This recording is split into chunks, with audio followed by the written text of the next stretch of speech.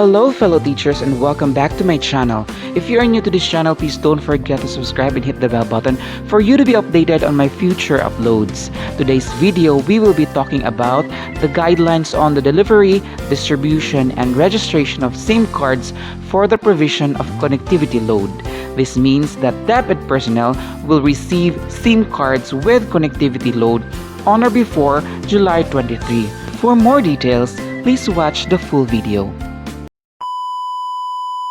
This is Memorandum OUA Memo 00-0721-0015 dated July 1, 2021, Guidelines on the Delivery, Distribution, and Registration of SIM cards for the provision of connectivity load, addressed to all regional directors, schools division superintendents, regional and division supply officers, regional and division information technology officers, and all other concerns. To ensure ease in communication and unhampered delivery of services in the midst of COVID-19 pandemic, the Department of Education procured Smart Communications Incorporated SIM cards and connectivity load for all of its teaching and non-teaching personnel. In this regard, the Office of the Undersecretary for Administration through the Information and Communications Technologies Service Technology Infrastructure Division hereby issues the following guidelines on the delivery, distribution, and registration of SIM cards for the provision of connectivity load. The table below details the offices or officers responsible for releasing SIM cards to identified recipients. From the Asset Management Division, it will be released to Central Office personnel. From Regional Supply Officer, it will be received by the Regional Office personnel.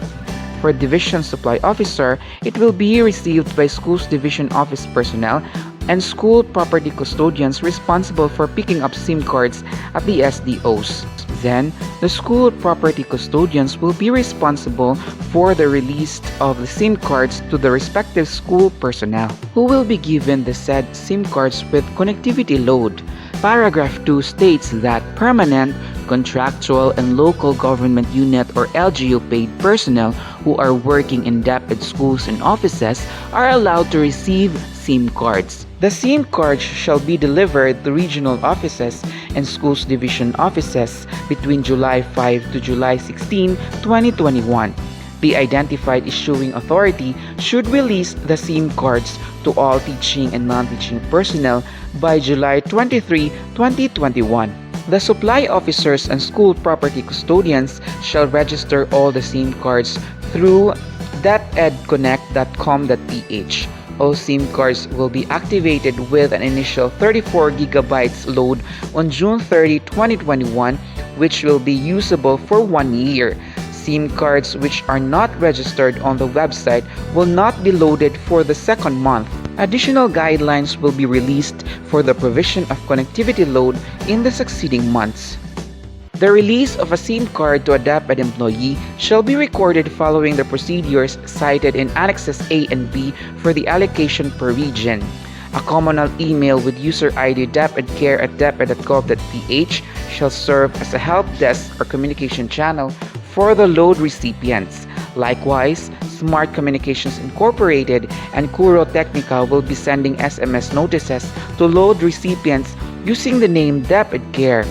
All SIM cards that are not distributed to school and SDO personnel by the end of July 2021 should be returned to the Division Supply Officer for appropriate accounting. The same applies to the Regional Supply Officer for regional office personnel. For inquiries and concerns on this subject, please contact DepEd for immediate and appropriate action. Thank you so much, DepEd, for always finding ways to help our teachers to better serve our students. What are your thoughts about this, fellow teachers? If you like this video, please give it a massive thumbs up and don't forget to subscribe and hit the bell button for you to be updated on my next uploads.